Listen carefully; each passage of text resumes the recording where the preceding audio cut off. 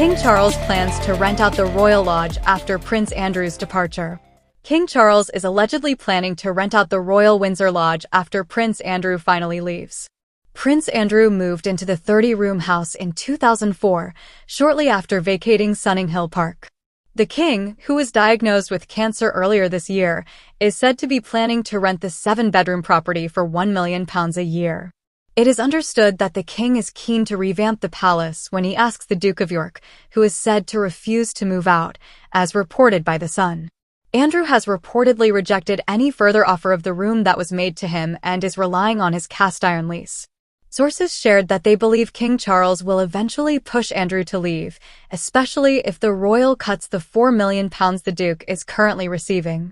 The insider said it makes sense for the Royal Lodge to be returned to the Crown Estates, who can pay for much-needed repairs and refurbishments, and then rent it out to make money for themselves and the coffers of king and country instead of it being a drain on everyone's resources. A property expert said a £1 million a year rent is not out of reach for a house of the size with incredible royal connections.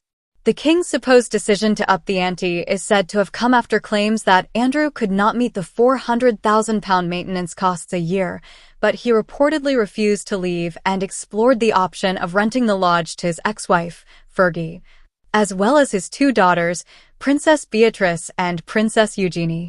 Speaking to the Mirror, the problem with the Royal Lodge is that the refurbishment is going to cost a lot of money, and no one is the wiser as to how the Duke will be able to cover those expenses.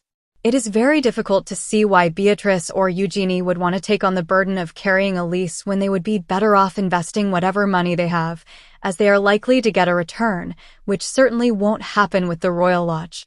This suggests that Andrew's desire to stay there may be out of vanity.